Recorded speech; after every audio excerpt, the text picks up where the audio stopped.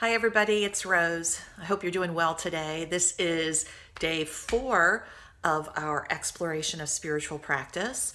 And today I wanted to talk to you a little bit about prayer as a spiritual practice. One of the whole purposes of spiritual practice is to feel closer to your own divinity, which is, of course, connected to the higher power, the larger source of all that is in charge of the universe. And so, to me, that connection to divinity is something that I want to nurture all the time. And that is one of the reasons for a spiritual practice. And it's one of the big reasons that I have a spiritual practice. So it doesn't matter what religion you come from. I actually come from a Roman Catholic background. And I went to 12 years of Roman Catholic school, and I was married in the Roman Catholic Church. So Catholicism has been a big part of my life, my whole journey through this world. And I do still honor my Catholic traditions in a lot of ways, even though I don't consider myself Roman Catholic any longer, and I don't attend Catholic Mass or take the sacraments or any of those things any longer. I also have a background in paganism and Wicca. So I also honor those traditions in my spiritual practices. So prayer for me is about the connection to Creator, the connection to the divine energy that is larger than all of us, that we are all a part of. And so in my mind, Creator might be a little different than it might be in your mind. But to me, it's not about what we understand or how we understand God, but it's about the idea of knowing that there is that larger energy at work. So prayer to me is talking to God. It's talking to that higher power. It's having a conversation with that divine energy. And of course, one way that you can do that is to just spontaneously pray, to have things that you just want to talk about. And I believe that you can talk about anything with the higher power, with Creator. You can talk about things like the problems that you're having, the things that you need or that you are frustrated about, or feel that you need extra guidance about. But you can also use prayer to thank the universe, to thank the higher power, to display gratitude, to display love for others. So there are a lot of reasons and ways that prayer can be useful in terms of your own spiritual practice.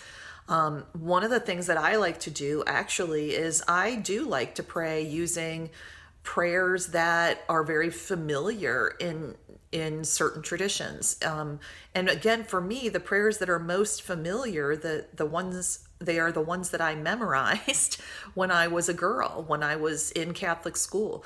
And so it is not unusual for me when I use prayer as a spiritual practice to actually pray a rosary. This is a rosary. This was actually my mother's rosary, and it's very special to me. She had this rosary blessed in Rome when her cousin visited there. So it was blessed by the Pope, not the current Pope, but a Pope in the past. And I love this rosary. It's always been very beautiful and special to me. So I will actually do some spiritual practice in praying an actual rosary and using the actual Catholic prayers that were taught to me, like the Our Father, the Hail Mary, the Glory Be prayers that were taught to me. And so I do use those prayers very often because, again, to me, in invoking the higher power and in recognizing the Father, Son, Holy Spirit of Catholic tradition, as well as the Mother Mary, the Virgin Mary of Catholic tradition, that is very comfortable to me. And that's one way that I can see God being. And so you have to find something for yourself that works for you. I also have an actual rosary. This is a bracelet, actually. And so it has one, I don't know what these are called, one section of a rosary on it. You can wear it as a bracelet on your wrist, and you can actually do a whole rosary using the beads to count the prayers as you're wearing it on your wrist. So that's something that I've done in the past when I felt like I needed that as well. You know, prayer beads are very much a part of a lot of traditions. And my husband, who tends to favor Buddhist traditions, this is one of his malas. This is called a prayer mala. And basically, it's the same idea as a rosary. You use certain prayers, and as you count through the beads on the mala, you are saying a certain number of prayers for a certain reason. And he also has prayer mala bracelets that he wears. So again, excuse me, it's a reminder to him of his devotion to that practice. And there have been folks who have taken the idea of prayer beads and the idea of rosaries and incorporated them into working in terms of pagan prayers. I know that there are lots of witches out there that have made pagan rosaries, or witch rosaries, basically. And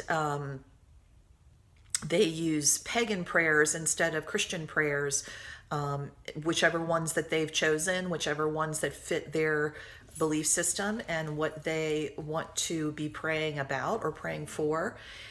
And for me, one of the things about repetitive prayers is that in saying the repetitive prayers that we're all so used to sometimes, we need to get back to the meaning of the actual prayer and think about what you're actually saying in the prayer itself. So make sure that you're reading through the prayers that you might want to recite, and make sure that they resonate for you. If a prayer doesn't resonate for you, you can always change some of the wording so that it does resonate better for you.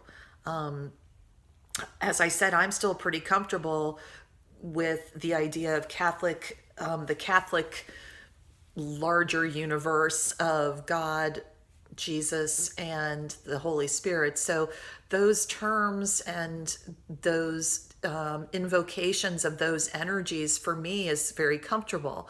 But for some people that wouldn't be comfortable. And so it's important to find what is in alignment with your own belief system.